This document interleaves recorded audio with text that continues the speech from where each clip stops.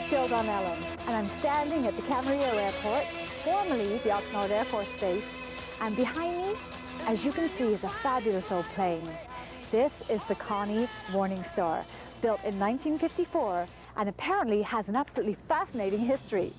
Now, I don't really know much more than what I've told you, but we're going to find a gentleman to help us out, find about the exciting background and history of this plane. So, why don't you stay tuned, come with me.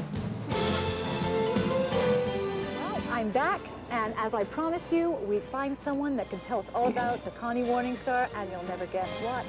I found the owner, Mr. Wayne Jones. Wayne, it's so nice of you to sit down with me and talk about this wonderful airplane.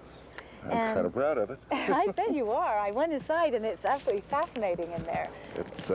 It's a pretty good-sized bird. Yeah, I'll say. Now we're here at the Camarillo Airport, and in case you're wondering why we have these shades on, because we're just very hot and it's very bright. But we're going to talk a little bit about where the Camarillo Airport is situated. So Wayne, if you could help me with that to tell our viewers, that would be great. Okay, we're in Camarillo's in Ventura County. We are located at the airport here alongside the 101 freeway, and the crossroad is Los Pozos Road, and Pleasant Valley Road. And this is an old U.S. Air Force base, and the city took it over several years ago. And I fly out of here. I have other planes, but we brought our Constellation here because there was already another one here. And the other Constellation I flew as a co-pilot on. So it got me interested in looking for another airplane. Oh, okay, great. Now this was the plane that we saw taking off earlier, was it? Yes, it took off for an air show in Durango, Colorado. And he'll probably be back Monday here. But that's the airplane that I flew co-pilot on a few times and got me interested in Constellations. When I saw the plane go off with the three tails, it was absolutely magnificent in flight. It was beautiful to watch. It looks like a dolphin. Yeah, it does. Flying in here. It was beautiful. It's very pretty plane. So why does the Connie Morning Star have three tails? The plane was designed at Lockheed, and Howard Hughes had a big hand in redesigning the airplane. If they put a big tail on it, they didn't have a hangar that had a door high enough that they could put the airplane in. They put a split tails on it, and so they could get it in the hangar. And when they designed that, then they were getting a wash from the motors, so they had to raise the tail a little bit on a kind of a little lift on the fuselage. By doing that, they had to lower the nose because the gear was so tall, and it kind of give it a dolphin look.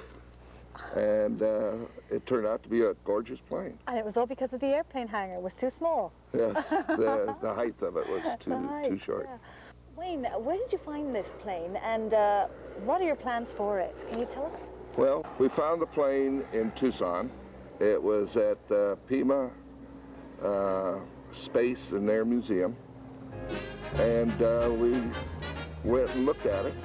Somebody told us there was 4 Connies over there, and when we looked at the airplane, the administrator for maintenance kind of took us around and showed the planes to us because we belong to a nonprofit group. And the more we talked about the Constellations, we managed to find out that one of them might be for sale. So I went directly into the director of the museum, and in the meantime, we'd inspect the plane. Well, maybe we could get together on it. After that was done, they told us that it was for sale. So we made an offer and we got it. Now we had to get it ready to fly home. This was in December of '94.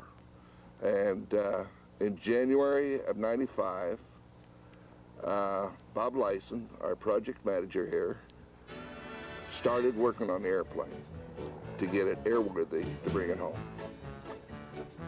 On the 15th of April, day before Easter, we flew it from Tucson to Camarillo. And that was 3 months that he spent working on the airplane, which was in very, very good shape. And they Our hadn't- plans now is to doll it up and fix it up nice and clean and put it on the air shows if we can get it going. We have to still get a license for it. I see. Now, what did you have to go through to get this plane flying out of the museum from Tucson to Camarillo? Well, we had to get in there and try to clean up the engines and find out if the engines were in good shape and so forth. We took a volunteer crew and started to check out the whole airframe, the motors, and clean it up. It was kind of put in storage, so it was all sealed. We had to use hot water to get the white sealant off of the airplane, because if they don't seal them up, the birds make nests in all the holes, and which there was none. But anyway, we started working on it, and we found out that the plane was in excellent shape. And we got the engines running, and they started right up without any problems. We had put new batteries in and new spark plugs. The engines were preserved beautifully. And finally, we managed to borrow some jacks from Lockheed there in Tucson so we could swing the gear. We had to check each one of the gears, so we would swing one at a time, and then we'd recycle so that we could make sure that the plane would bring its gear up when we flew it. The nose gear, we had to, probably didn't have to, but we swung it probably 4 or 5 times to make sure that when it went up, it would lock, and when it was put into down position, that it would unlock and come down and swing properly and lock in a down position. The main gears were similar. We do one at a time, and to make sure that they were locking in an up position and same way locking on a down position. Once we went through each one of them, then we'd swing all the gears at once as if it was flying. And when we were satisfied with that, then we put her back down on her shoes again, and we we pulled the plane to another area there at the museum so we could run the engines up at high speed.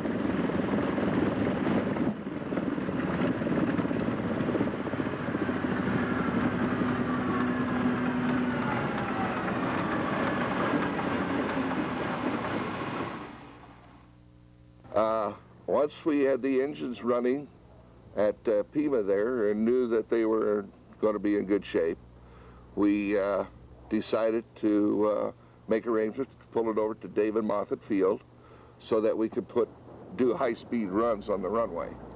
The Pima Museum does not have an airport. They have to use David Moffett Field. The tractor from Pima had to pull the airplane through the large gates at the back of the museum, and there was a dry land road that run out to the highway, and then they crossed the highway. It had trees and shrubs and all kinds of desert plants on all sides of that road.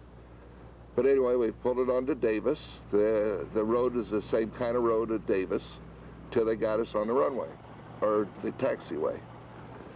And then On the taxiway, we made arrangements with the tower that we could do some high-speed runs.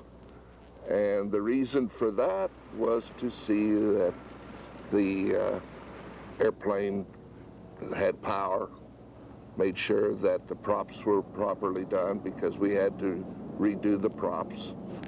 The high-speed runs would also let us know if the plane's dinner and done a little bit of celebrating and come back the next morning. And we left Tucson at about approximately 10:30 and flew to Camarillo. We landed here a little after 1 and had no problems, had no squawks. The plane just flew beautiful, and I am so pleased that everything went well.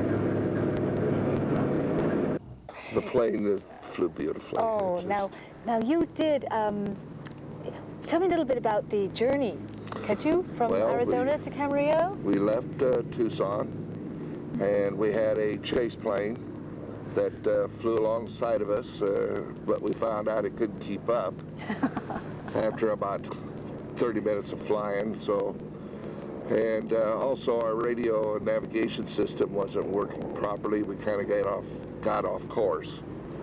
So I made a 360 to the right and let the chase plane catch up, and he gave us a vector, and then we flew the rest of the way pretty close to each other on the way home. And so we flew just above the clouds, and that was beautiful. It was just a nice sight. Oh, that must have been beautiful. And the plane just hummed like an angel. We got to the valley, and finally the clouds kind of stopped just about 10 miles or 5 miles from Camarillo. And we started letting down coming into Camarillo, and here we are. I noticed a big dome underneath between the wings. What is that exactly? That is a radar screen that cycles in that big dome. It's approximately 14 feet in diameter. Well, there's several stations in the aircraft.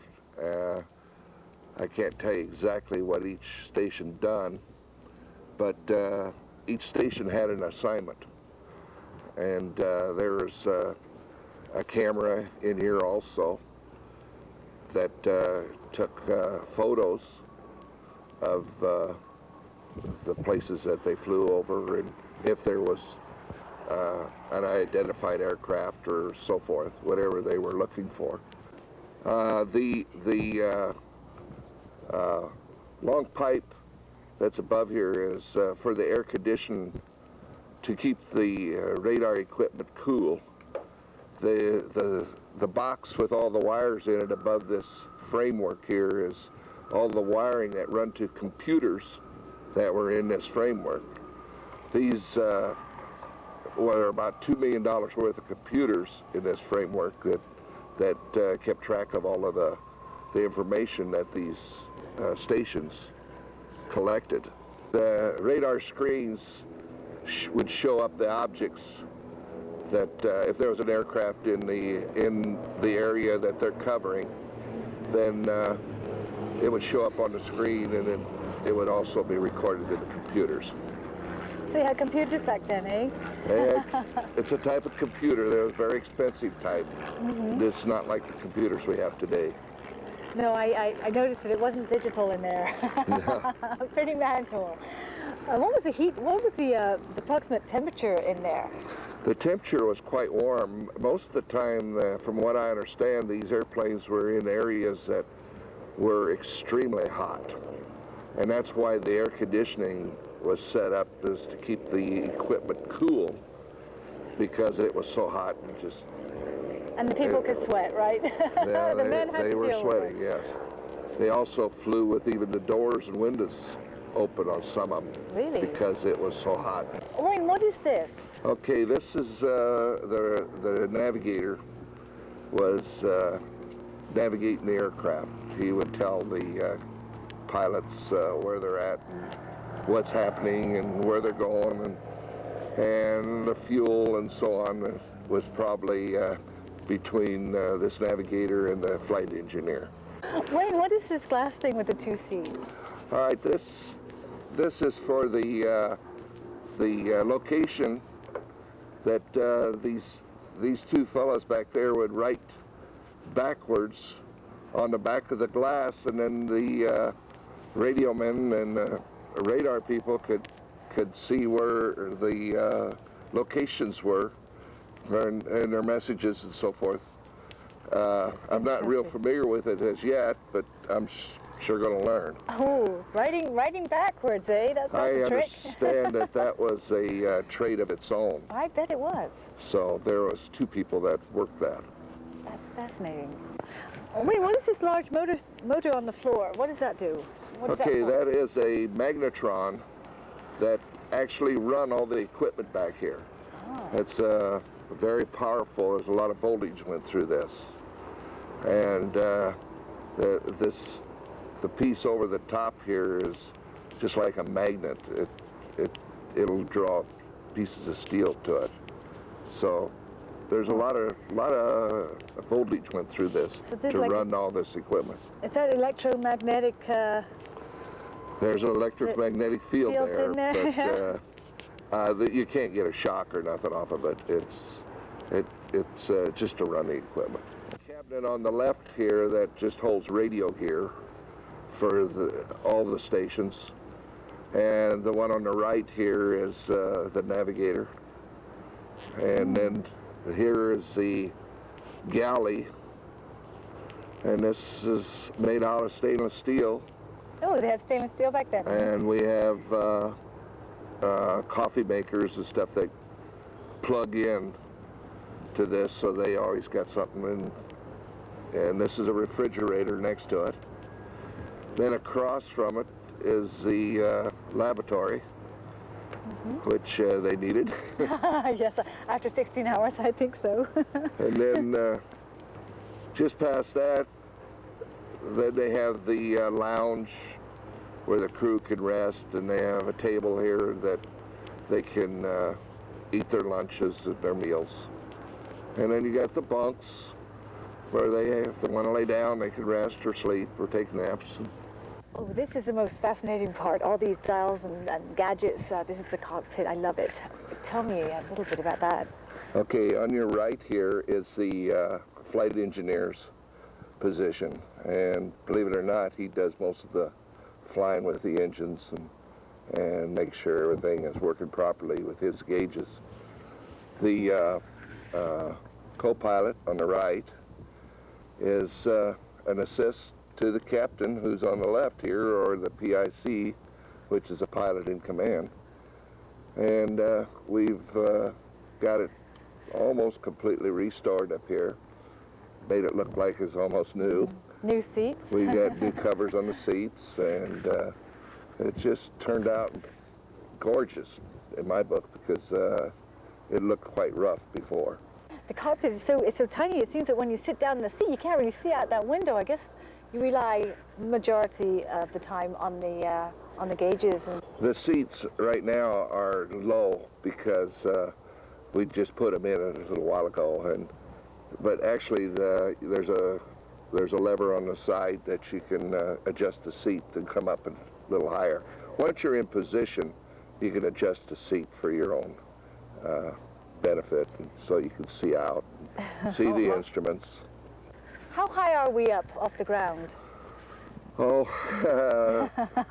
it's probably about a story and a half off the ground, maybe around 24, 25 feet. Looks pretty high. Nice view. I never measured it, but you get used to that also. Right. After a few minutes of being up here. Right. Oh, it looks fascinating up here. I'd love to fly it one day. Be in there, just be, go zooming along. We have a kind of mysterious little thing here that's happened. In the logbooks, we have 70 plus hours that are missing. And we don't know where the plane went or what it done, or maybe there was some secret mission or something. We're really at loss. We have no idea. Now, would the U.S. Air Force take that kind of information out if it was top secret? I suppose they wouldn't leave it hanging around. If it was top secret, yeah, I'm sure they wouldn't want anybody to know about it. We've talked to a couple of crewmen that has flown on the airplane, and they don't seem to know anything about it. So. And they don't. When approximately was this? What was the exact time, or do you know the approximate time period that this 70 pages disappeared? When was that? Well, it had to be between 1976 and 79, somewhere in there. See, what was going on then? And, well, I don't know. I thought the Cuban crisis had a little bit to do about that time, but I have no idea. That's fascinating. I wonder. Maybe it was on a CIA smuggle or something. Who knows? Ooh, that's fascinating. I wonder if we'll ever find those 70 pages. Well, if we could once find the crew that flew it to David Moffett Field for the last time, they might know something about it. But we haven't run into anybody yet. Well, that's a little bit of mystery. Yeah, because it was all top secret in those days. Yes, I agree. Yeah. It probably was. But that's definitely a little mystery that, oh, I'd sure like to unravel. I love mysteries. It would be kind of fun to find out, but maybe this isn't meant to be. That's true. We might not like what we see. Wayne, now that you've got the plane here in Camarillo and you're restoring it, what are your next plans on this? What do you propose to do with it? Right now, our real main concern is to get the maintenance program into Gato, because we have to have that to get our license. We can't do no flying until we get our license. Mm-hmm. We're trying to get the airplane in nice looking because we want to put it on the air circuit for the air shows. And we want to fix it up the inside so we can show it off to people. Do volunteers, are they working on this plane at the moment? Are they the ones that are restoring it because of their love of the aircraft? That is correct. We've had as high as up to 14 volunteers at one time out here. Wow. And the only paid employee we have is Bob Lyson, who is the project manager. Mm-hmm. But yes, it's all done by volunteers. Wayne, how would a volunteer that wants to work on this kind of aircraft get in touch with you? Is there a telephone number that you can give them? Oh yes, gladly. Area code 805-529-1748. We'll have business cards out here at the airplane. If they want to come out and volunteer to work here, we're more than welcome. It is truly magnificent. Well, you're entirely welcome. Stay as long as you like. Oh, I think I will. I think I'll check it out again. All right. Thank you, Wayne. You're welcome. Once we get it flying, we'll give you a ride. Oh, you've got a deal. That's wonderful. Thanks.